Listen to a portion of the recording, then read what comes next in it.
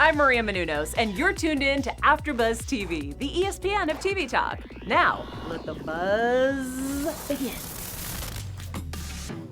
This is nuts. They're in high school. They should be worried about midterms and not dragging people's souls into hell. Curdled cream in witches' cups can only mean one thing, and that's the devil's afoot. Rome wasn't burnt in a day. Totes! Ladies and gentlemen, boys and girls, and anything in between, it's tricky to rock a rhyme. That's right, on time.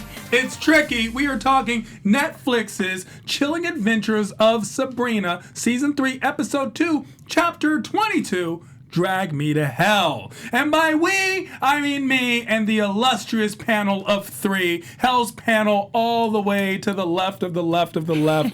Ashley, the Queen of the Damned, is amongst us. Hail Satan. Hail Judas! And of course, to her right, yet still to my left's left, Queen of the Souls, Elena Hail is Lilith. here. Hailing Lilith. And to my left, their right's right, Veronica, Queen of Hell. Hello. In flannel. Hail Sabrina! Hail Sabrina! That's how you feel? Well, I'm not going to hail anyone else because the other hail was really bad. The one that's left is horrible. That's the guy that's actually in hell. But I am here as well, the Dark Lord, Tehran. I will be hosting and paneling with the Hells panel as we talk all things Netflix's Chilling Adventures of Sabrina, Season 3, Episode 2, Chapter 22, Drag Me to Hell. Panel, welcome. How was that second episode? We'll get right into that. I can't wait to talk about it as we break it down. Cheerleading. That's the real hell. Hell's duty. Sabrina has things that she should be doing. Jimmy Platt is a rat. Lucy Anderson, we get to meet cute little Lucy. The soul transference, of course, going into a simultaneous storyline. The Loch Ness, Scotland is where we go. Blackwood, Judas and Letitia, or should I say Judith, the egg that must be hatched. We meet Robin, and I'm not talking Batman. We have our special segment. Elena is the expert. That's just what we call it now. It's just called Elena is the expert. Yeah, because you are. Elena brings up Hail all Elena. those good I'll things take as we it. get into the dark design. We have some news and gossip. And, of course, quick predictions as we are binge watching this with all of you. We're watching Sabrina as you are as well. And we appreciate the comments. Share the love. Let's go. Bless us all to hell. What were your overall thoughts on this episode, Season 3, Episode 2, Chapter 22, Drag Me to Hell? Oh, it was so good. I love when all of our questions from Episode 1, are being answered in Episode 2.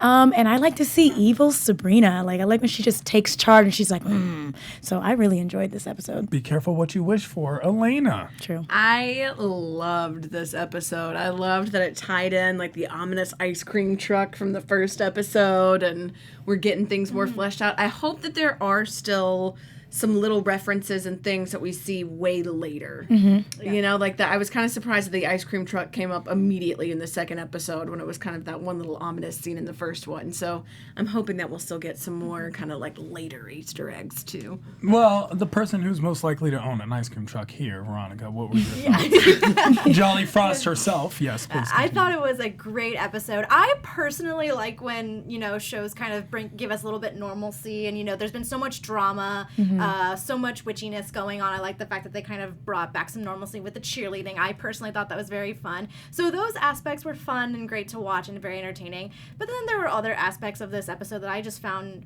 incredibly disturbing. That we'll get into. It was definitely disturbing parts of it. I would say that I am not a fan of musicals on shows. However, the Run DMC was very aptly, appropriately timed. I don't know if I liked it twice, but I definitely liked it the first time. Once again, we get a little tidbits of different things. We see that I feel like Satan needs a little more power. Boom, we have Satan with a little bit more power. We wondered if anyone's going to notice that Sabrina's running around trying to save her boyfriend. Boom, we get people referencing Sabrina trying to save her boyfriend. We talked about selfish Sabrina last episode.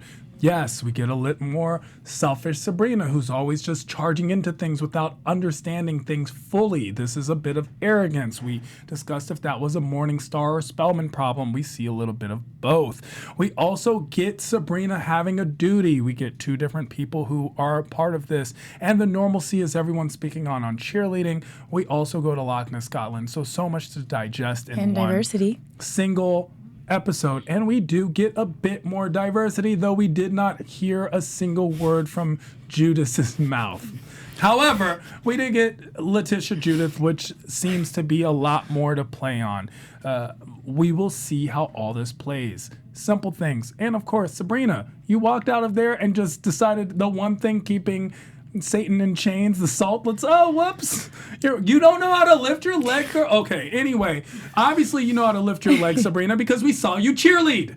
And they make the team. We don't get the tryouts, which is something that I thought we might get.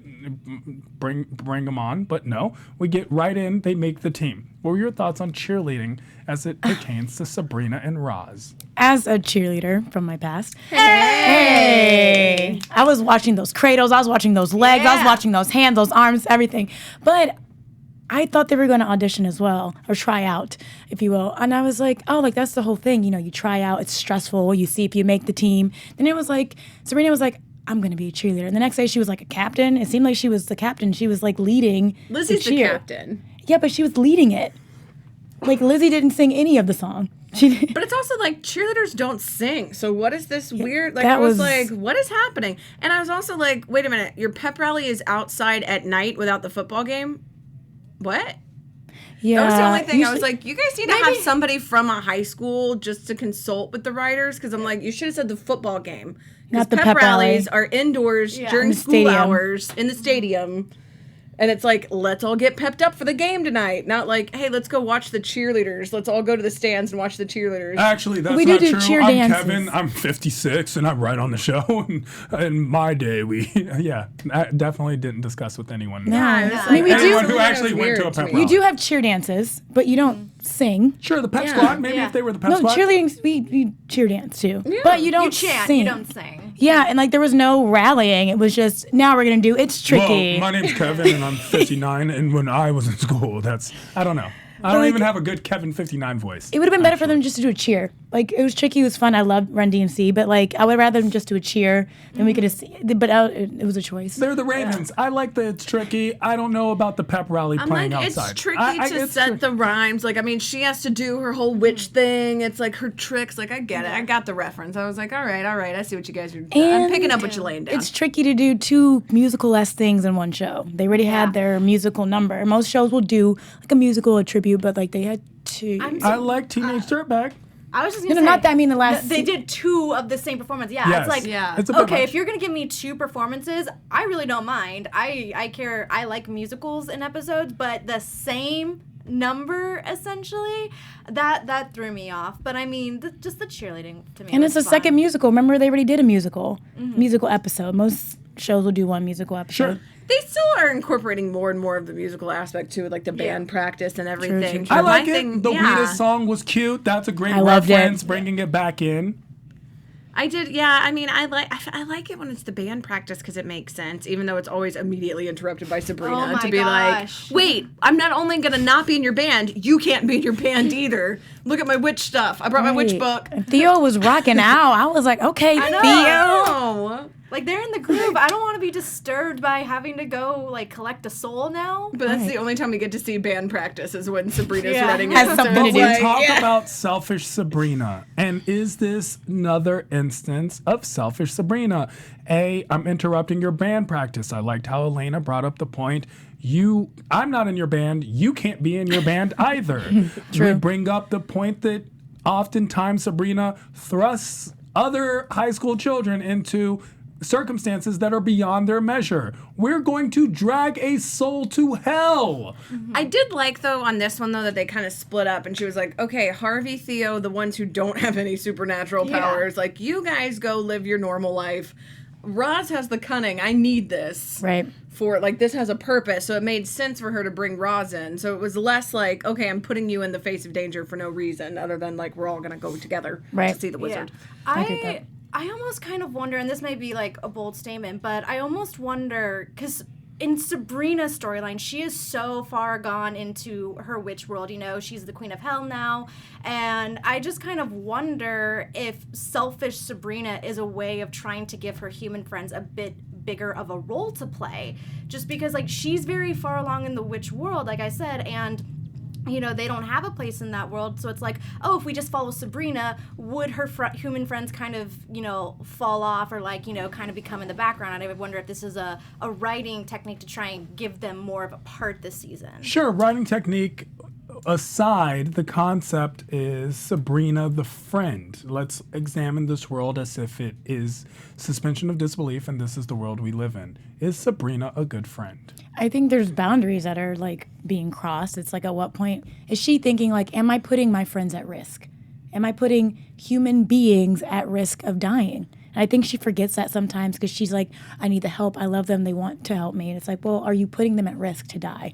Don't you think that, we're talking about Sabrina being selfish, and I will admit that she is at times, manipulative, but don't you think there's also a point where her friends, if they really feel it's not their place, can say no? Or do you think that's not possible? Yeah, but I think it's obviously also you've never been a teenager. Yes, Elena. I think it's kind of bringing in like the idea both of you guys were talking about. It's the idea of writing for the characters or writing for the audience. And so it's a lot of like this is that it's writing for the audience. For us to be able to have these characters in the scene, it's like, okay, well, here's the way we're going to write them into the scene. Instead of it being, okay, Sabrina as the character is supposed to be selfless and is supposed to be caring and self-sacrificing, but in order to get these other characters into the scene, we have to have this. So it seems like it just should have been more of an element where we can't do this without them. They have to go to hell for this reason. Like this one I thought was a little bit more fleshed out than the last one, just because it seemed like there was purpose. And if there wasn't purpose, then it was like, okay, you guys be aware of what's happening, but not. And the fact that, we even see with her family, she's been keeping this secret from her family. It's not the only instance. It's her also friends, though. But the thing we're is, bringing Satan to the school and not telling anyone. We've seen Sabrina fail time and time again because she tackles problems that are bigger than her. But my thing is that I was kind of using it to prove a different point. I know, that but she I is think like it proves she is bringing her friends in because she trusts them and she needs their help. Sure. She feels that Zelda and Hilda would have stopped her from doing, from as bringing they should Nick. have. Right. But at the same time, it's like it makes sense. Even when, Zelda's saying, oh, it's for a boy, and, they keep bringing up for the boy, it's her saying, no, I'm taking responsibility for the things that were my fault. I'm not going to leave an innocent soul, Nick, in hell to sit here and rot when he was sacrificing himself for me. I have to do what I have to do, and these are the people who can help me. But sometimes as the hero, we cannot just save everyone. So what we're doing with saving Nicholas is putting the entire world in jeopardy. We are putting her friends in jeopardy. At this point, we're putting the academy in jeopardy. We have Satan locked up in the cellar without anyone knowing. Sabrina seems to be doing things that are best for Sabrina and not for everyone else. I remember something like that when it happened to I Need to Help Harvey. I'm going to bring back Tommy. I will say, and we've mentioned this on the show before, she has good intentions. She just does not know how to execute You them. say that because the road to hell is paved in good intentions. Let's talk about those hell duties. We have a bunch of duties that Sabrina seems to be neglecting. Do we like Sabrina, the Queen of Hell? That's the one thing about Sabrina that bothers me. She always does these things, but then they're like, okay, you agreed to do this, but now you have to take care of the duties. Now you have to do this. Now you have to, or like her father said, it throws off the order. You can't just be like, well, I don't want to do that because they don't deserve it. I'm like, but this person did sign their name in the Book of the Beast. They did sacrifice their soul, and now you're saying, no, it's okay. That's going to throw off the entire order. But I think that's the whole point, is that it's the order needs to be thrown off. Is she's saying, if I am going to be in this spot, I originally was just doing it to save literally heaven and earth as well, but now I'm seeing that the system is broken, and the idea of, well, that's the way it's always been done is a horrible excuse to continue to do something. But it's also like the butterfly effect. You change one thing, it changes everything else. You can't just change it because it's not the right thing. But everything's already off of balance. Like, they've already been talking about how that's why you have to restore it. She's not restoring it. She's altering it even more. I think do it, though, because it's like clearly somebody who just wanted to be a chess master isn't comparable to somebody who is willing to eat the heart of children every 7 years. But is one sin greater than the other? I mean, I think Selfishness is that's what they're selfishness. saying, is that they're saying, like, the punishment should fit the crime, basically. And she's saying, she's throwing all the rules out and writing her own book because she can. Do I think he's a terrible person? No, but did he sacrifice his soul to become a chess master? Yes. If that's to be believed. Let's also remember True. he sacrificed his soul. We're assuming that Robert Robertson, a very nice play, possibly on Bobby Fischer, sacrificed his soul to become this chess master, which is a horrible reason to sacrifice your soul in the first place. How about you just get good at chess, buddy? Right. However, It's like a devil went down to Georgia scenario where it's like, He got greedy. just play your fiddle at home. I'm trying to win. you sold your soul? Yes, for a Snickers bar. Really, bro? You could have simply just bought a Snickers bar. Like, it's one of those situations But where then people wouldn't know the great name Robert Robertson. Robertson. It's true. We wouldn't. And of course, it seems that Jimmy Platt is the greater of the two evils. However, Ashley brings up a good point. Is one sin greater than the other in the cosmological scale? We're throwing a lot of things out of balance, and it seems to be Sabrina, who I love. However, I, as Dark Lord, play the devil's advocate, will say that Sabrina, being the millennial that she is, feels entitled to say, I have no idea how everything works. I'm going to change it. I feel like I'm the Lilith in this. Then. Yeah, well, it's just like what feels right. Like to her, like she is adhering to all of these things, but she also has her own strong personal moral code. And that's what's kind of pushing all of this. Is like, she's like, I can't leave Nick in hell because he sacrificed himself for us. I have an obligation to go and get him. Oh, yes, her feelings. I feel like she would have done that for anybody, though. I feel like it wouldn't just be Nick. I feel like if it was anyone, I feel like if it was friggin' Melvin, she'd be like, hey, what up? Like, we got to go get Melvin because Melvin sacrificed himself for us, even though Melvin, you dirty Really? cheater. Did she go back and get Tommy from Purgatory? She tried. But did she? She wasn't able to. I mean, but not she tried. succeeding. It'd be the same thing as her failing at this, failing to get Nick. It's like her intentions are always, I have to undo the wrong, and that she's done. or that has happened because of her, just out of her control. But she just feels like she knows her sense of what's right and what's wrong, and Jimmy Platt deserves to burn, so she's going to do everything she can to make sure that happens. But Robert Robertson, maybe not. I feel like her sense of what's right and what's wrong can be skewed at times. And because she doesn't trust people, it falters. For instance, when have Hilda and Zelda never helped her with something? Even if she's wrong, even if she's lied in the beginning, they always come back and help her out. Why doesn't she feel like she can trust them yet? It's normally after she does it anyway, because they stop her otherwise. It's better to ask But they for always do forgiveness it. than permission. Yeah. What do you think, Veronica? About About everything we've been discussing, especially Sabrina's duties in hell. Yeah.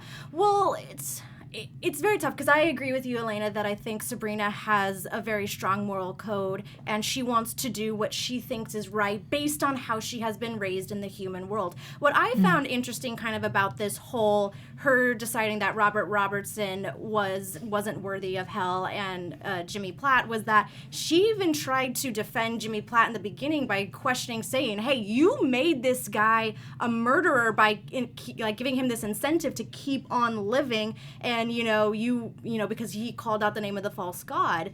And she even tried to defend him, but then Satan kind of brings up this point of like, oh, he was already a murderer. He was inherently evil. And I think that's also just a very Not that he was inherently evil, that he chose evil. And that's the concept of free will, a discussion that was brought up in this episode of Sabrina, whether on a subtle or subliminal level.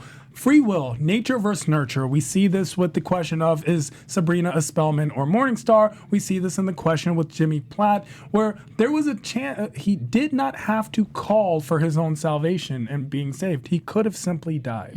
However, he chose a path, which was his own choosing, as they always do, which Lucifer brings up, and then continues to choose. And therefore, is it free will or is it destiny?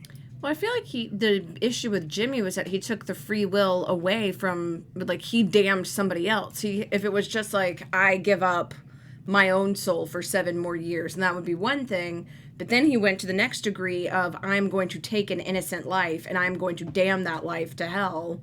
that soul to hell, even, like it's him taking somebody else's power. And so I feel like that's kind of where it is it's like, if it's responsibility for yourself, that's one thing, but as soon as you're taking that from someone else, then that's the pure incarnate evil. I think it was also interesting how someone with the personality of Robert Robertson was willing to accept his fate, and then someone like Jimmy Platt wasn't ready and kept trying to cheat his death. And I do want to point out an interesting notation in sacrifice. So the concept of sacrifice isn't I replace my soul in hell with yours. It's that I'm doing something so evil that my evil continues to allow me to live. That soul still remains the soul that it is, and as an innocent soul would technically just go to heaven. No, they said they damned it. That was like the whole thing in here, is that the soul of the child would also go to hell. That was like one of the most horrific things of it, is it was saying not only we're sacrificing the soul, not just the life, the actual soul is going to be given to Lucifer. So all of those kids are also sent to hell. I don't know if the show specifically, that was an interpretation. I think it was just like that soul's, you're sacrificing an innocent soul. I don't know what Lucifer would have done with that soul, simply because of the rules of hell that are played out in not only the comic book but in the lore. That's all. So I don't know what Lucifer would have done with that soul.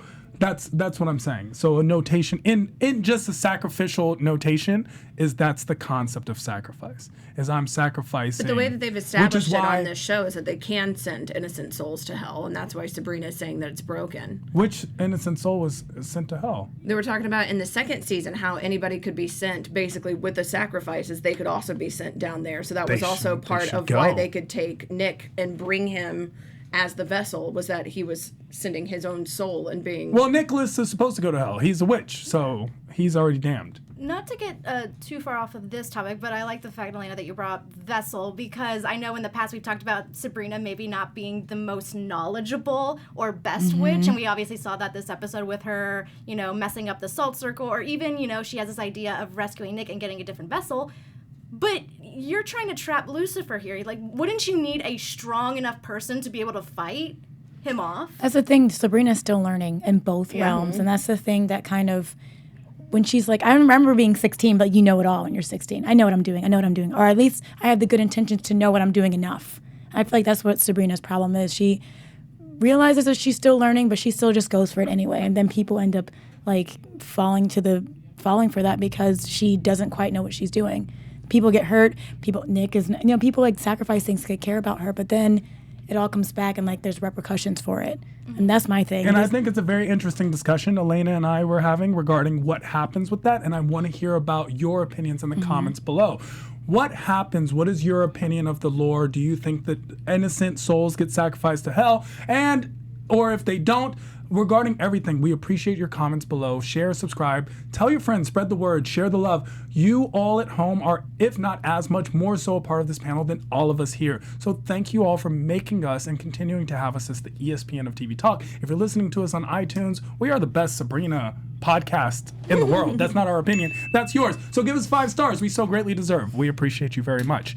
Does Jimmy Platt deserve to go to hell? Yeah. Yes, we all agree, right? Jimmy Platt, gotta go. He's a frozen D-bag. Send him in hell. He's gross. He was gross. He was creepy. Like, that whole storyline was just very uncomfortable and disturbing to watch. Interesting. I didn't have as harsh a reaction to Jimmy Platt. I understood without condoning his actions. You understood why he was doing that. Why he would chop out the heart of a child that he was serving ice cream to and then eat it for 7 more years of life. Sold his soul to the devil. He's going to hell regardless. That is an interesting connotation of evil. Jimmy Platt is evil, and he's doing something evil. In fact, the storyline would have been worse if we had something where he was attacking or harassing or molesting the girls, which thankfully that wasn't part of the writing. I think that would have been very harsh for us. Because that would have been too far. It would have been too far. It was already a lot. It was already a lot. And also, Lucy Anderson really wasn't a scary. Like, if my pinwheel started talking as I'm in some freezer that I've been kidnapped, I wouldn't be like, hey, what's your name? I'd be like, that's what got you here in the first place. I probably would be like, hey, what's your name? Yeah. I think if I was a small child, sorry, go ahead. Oh, I was gonna say, I just think sometimes like children don't interpret fear. Yeah. I guess. Yeah. Well, she also, it was like probably set up to her as like, this is a game, get in Yeah. here, you know, type deal, where she's also just like, I'm getting sleepy, which even made it creepier because it's this juxtaposition of pure innocence with somebody who's doing something so horrific. Like somebody who's so naively innocent, they don't even know that they're the victim in that scenario. Yeah. Like, which, I mean, ultimately was good because I'm with you. I feel like if they had shown, like, her realizing this was a traumatic thing, then this would have been something that we're like, okay, this is too much for us to even be able to digest in a show that's supposed to be, you know, cut from that to happy cheerleader scene, you know? You have to have some levity. In It's it. It can't tricky! be- Yeah, hey! That would have been really tricky. I'm glad they didn't push that boundary because I was they did a afraid good they job. might have. There was a point where I was hoping they It wouldn't. felt like that could have been the direction, and they did not go. They were just like, Dutch angle, creepy enough, done. Like she's in the freezer. She's scared. She wants to go to her mom. Like that's all we need to know. Yeah. And seeing her mom, I think, was a really big thing. Yeah. Like seeing like the actual suffering, like the consequences of the actions, I thought was to me even almost more traumatizing than some other shows that show like the aftermath of the actual crimes, you know? And so we're getting the notation that Sabrina's technically Gen Z, which is the mentality that we attribute to mostly millennial and beyond. So just to let you know before someone comments, oh, it's actually Gen Z. Yeah, we don't care. Either way, we know what Sabrina is. Jimmy Platt deserves to go to hell. Jimmy Platt is also very knowledgeable as he's able to trap Sabrina, the queen of hell, by the way, who I think also deserves to have a little bit more powers, in the freezer with a bunch of markings. Well, this guy has kind of been cheating death for what, maybe, obviously 7 years, maybe even 14 years, because it seems like he kept coming back. Seems like a long time. He's consistently trying to cheat death, so it doesn't surprise me that he's trying to find every little loophole to stay out of hell. Yeah, I'm assuming Jimmy Platt is almost like immortal at this time. I think it's been a lot longer. I think it's been lots and lots of kids, and he's been going on for a long time, so. Which eludes me. He's probably trying to trap Lucifer. I think it was just more of like once he interacted with Sabrina first, she was like, here's the deal. He's like, oh, okay, honey, like you don't even know like what you've signed up for. He was You're the male clearly mechanic, the messenger. and the innocent female came to, and it's like, oh, you need a new spark Tune-up. plug-inator. Yeah, you know? type deal. And Well, then it was, I just said that because I mean it probably took him a while to put all the markings up.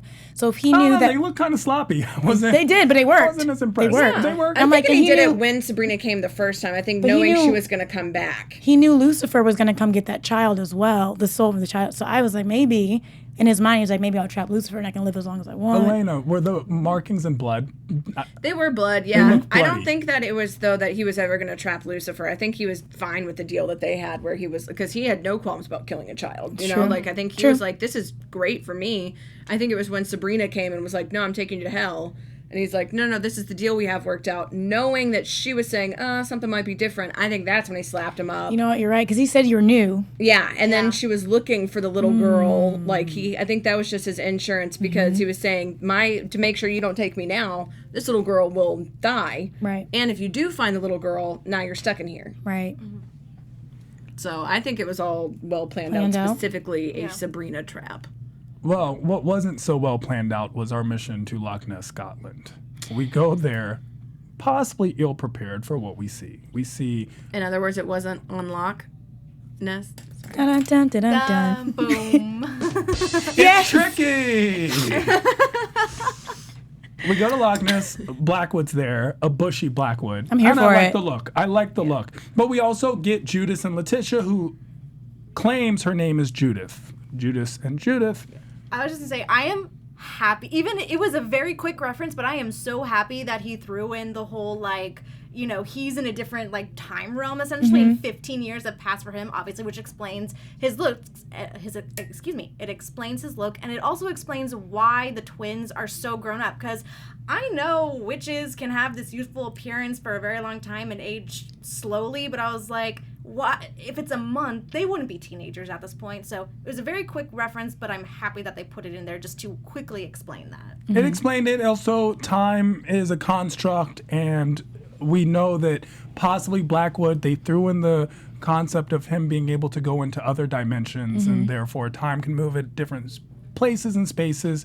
What do we think of Blackwood's transformation? Which, by the way, if you think it takes 15 years to look like that, you should see a Middle Eastern man in a week. So I just want to let you know, as someone who's half Middle Eastern. Let's go with, what is our ideas of Blackwood right now? What is going on with him? I'm nervous because he was preparing for something and we don't quite know what he was preparing for, No. which is why Ambrose was like, wait. Let's not kill him. Like, something's coming. Something's happening. Let's figure out what's happening first before we kill him. I've seen beyond the veil of this world, the old ones are returning to reclaim this earth. And we're not talking about Titans, the old gods. The but Eldritch Terrors. The Eldritch Terrors. Which, by the way, real fun game, Eldritch Horror. If you Yes. want to play it, board game. I'm I heard curious. I tried, though. Yeah, real fun game if you want to bring Satan back. So, It's Cthulhu. It's a different apocalypse. yeah, that's what they always say. That some stuff sounds like a Sabrina thing. Sabrina would say. It's "Trust me, you'll Cthulhu. be It's a different fine." apocalypse. Totes. It's fine. I like the totes when they were like acting very cheerleading. It's like, yeah, totes will be there. Elena, what were your thoughts on Blackwood? I mean, I did like that they had this kind of weird alternate thing that we're not getting all of the information behind. Like, we don't know what this Loch Ness monster egg is supposed to be for. We don't know what this whole thing is. We don't know why he brought out these kids. And it seems like he was never really going to sacrifice them. He was always going to kill the monster. But we don't know why, and we don't know what's going on. So I'm interested to see him potentially being the new vessel, now holding Satan, and we see like this internal struggle, and you know, the idea of the wrestling where it's like, okay, well, this isn't a high school boy, so there is no wrestling here. Like, we're gonna have grown man civilized discussions. Yes. I'm kind of wondering, because he's been the antagonist for such a long time now, that if he's going to kind of come out to be some type of anti-hero, just because they don't know, you know, he is preparing for something as if like, oh, I have knowledge about the future and I'm maybe trying to save it, but because everybody hates me, no one's going to believe me, kind of thing. I don't know. I feel like I they don't know had if the he's trying Jim to save Jones it. moment. Right. They're like, you can't come back from that. It's like he tried to kill everybody Right. in the comment. It's like, we can't forgive him. It's a thing. Let's remember that anything a witch does is technically an eldritch, right? So every gremlin, every goblin is an eldritch. It's part of that. But the Eldritch Terror could be a reference to the Eldritch Abomination. That's Lovecraft's idea of this unearthly creature, this monster that has no concept of anything and therefore can destroy it. So we're looking on the apocalyptic, Thanosian manifesto type things. It's very gruesome what could happen with an Eldritch Terror, which I think is what I personally think is what's growing in that egg. Is this me too. Eldritch Abomination. So we'll see how that plays out. What were your thoughts on Judith and Letitia? Oh, Judith, I'm so sorry. You call yourself whatever you want. I mean, I was just gonna say, like, I really feel for these kids, because we obviously see with Prudence, she has no remorse for her father. Like, she wants him dead. There is no justice left for him. And I feel like she's caught in this weird place where she has such hate for her father. But these kids who have been kind of caught in this time loop have only known this man for 15 years, and that is their father. They have a strong relationship with him. So I feel like it's creating a very interesting family dynamic. Well, that's all they know as well. So they're probably pretty brainwashed with Blackwood's very good at that. Elena? I like the idea, too, of them kind of taking this, like, Twilight Esme construct of, like, okay, now the kids are super grown up, because if we just had these two babies the whole season, we'd get pretty bored with these babies, you know? Like, because at the end of the day, babies are, in most TV shows and movies, are more of a prop than an actual cognizant being, you know? So now having these two children with their own ideas and potentially their own, you know, lineage to take over the academy, which they by right, I guess, could. I don't know. I think it's really interesting, and having this dollhouse spell and having them trapped in this dollhouse, I think is such a weird, interesting concept too, because they could ultimately end up resenting Prudence and Ambrose for entrapping them. I don't know if they're fully aware of what's going on. They're not, but it's like that's part of the spell, is they don't know that days are passing. They don't know any of this, but what happens when that's restored? And then No, I they're think aware. Veronica meant in general, like they don't seem to be very fully aware of everything. Even when they didn't speak for so long and then all of a sudden spoke, they kind of, I thought they were in some type of trance, but they were just slow. I don't know what's going on with them. I'm interested to see what they think about Prudence too, because I feel like Father Black was probably feeding them lies, so they don't know what's real and what's not. But also, I feel like where are their powers? Like they are also of Father Blackwood. They also have these powers. Like what can they do? So I'm interested to see like what kind of powers they have, like harvest within them. If Firefly taught us anything, it's the quiet ones that are the most powerful. Okay. They'll And come there's out and start kicking ass. 2 quiet ones that are twins. Yeah. Double trouble. And we know about that twin power. That's a trope that's been used in a lot of storylines. So look for more to come from Judas and Judith. We get this egg. We're going to find out what's in the egg. But that's not the only egg that we have. We actually have this growth of Satan that's in the basement who is waiting to be hatched. This is Satan. We see the leg is starting to happen. The Damascus steel and the salt is holding him. But then, and then of course, you know, in Sabrina fashion, Sabrina just conveniently I was so mad. mucks the salt. I'm like, Sabrina, you stepped over it. Why'd you walk through it, like, on your way out? Also, the bugs kind of creep me out. The bugs were very gross. The Beatles. The Beatles, yeah. I was like, oh, gosh, so gross. Stop, I loved can't it. get Well, pestilence is always fun. So what were your thoughts on what's going on with Lucifer Morningstar in Nicholas's body transforming back and forth, and of course, with all his trickery? I was just trying to figure out, and I don't know if maybe you guys caught on to it more than me, what was he trying to do? Just make someone aware that he is there? By unleashing the I think it was Beatles? basically just trying to mess with everything. Like, okay, Lilith is now He's they're pissed. worshiping Lilith, so now I'm gonna come after this whole academy and basically just turn them all on each other. So if now Zelda is the leader of this academy, let's go for her first. Let's make her feel like she's unhinged and she's going crazy. Because if they hadn't have figured out that it was him, then she just would have been like, I don't know why I'm slapping students. I don't know why I'm being like. She just would have thought she was losing it, you know. So I think that was the intention with the Beatles. Was to just kind of throw everybody off their game. I think he wanted them to know he was there because when the milk curdled, Zelda knew immediately the Dark Lord is here. Yeah. He wanted to let people know, oh, you thought I was gone, but I am here and I am back. So I think the milk curdling was an unexpected side effect of Lucifer just being downstairs. I think. well, they didn't know. I think he Yeah. wanted them to know that he was there because they were still under the belief that he was in hell. So I think he wanted to let his presence know. I wonder It could if be a he combination wanted, of I wonder both. if he wanted to be known, or he just wanted to disrupt. I think the disruption, in my personal opinion, is something that Lucifer is good for, right? I don't know if he wanted, because being known just means he'll be entrapped more. If he had an escape plan, that'd be different. If he had an escape plan, I'd be like, oh, he did want to be found, and then he figured it out. The Beatles, when I first saw that, I thought they might be poltergeist, simply because of their behavior, but then the Beatles came to play. And the Beatles had this mind-controlling factor. That could have been part of his plan to escape, is send out these Beatles, control everyone, figure out one of the witches who can get the spell, have them just kick up more of the salt, him walk out conveniently, take over Nicholas's body, which he's doing, and then reinstate himself as Lucifer Morningstar. I did think it was weird if he had the ability to have earwigs, why he wouldn't just have them go free him. I kind of agree with you, Tyrone, that maybe he did have some kind of escape plan, because if people know that he is there, they are going to go investigate, and I feel that there are so many ways to interrupt a spell that could easily help get him free.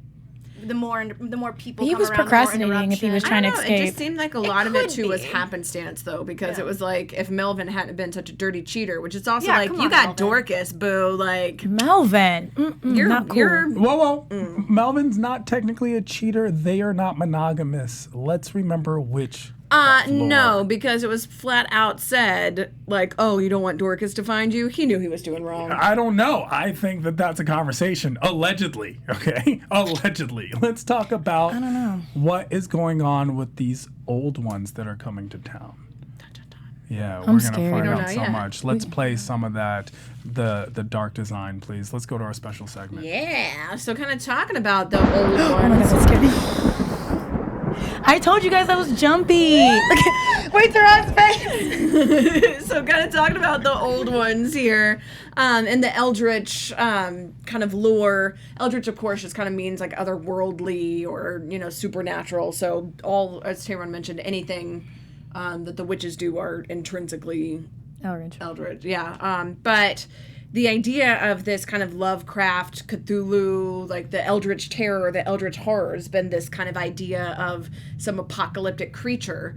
One thing that I did think was kind of a nice reference was they had the Loch Ness Monster, but he was designed to look almost exactly like the creature from the Black Lagoon. So I loved they had that kind of throwback, because also Millicent Patrick did the makeup for creature from the Black Lagoon and wasn't really recognized for it until years later. So kind of this Throwback. Yeah, and like this kind of like pat on the back to awesome females doing cool things in history that may not have gotten their recognition. It's kind of like her story was kind of like Lilith, she was doing all of this awesome stuff, then was just kind of written out of it. So I thought that was kind of a cool little reference in there.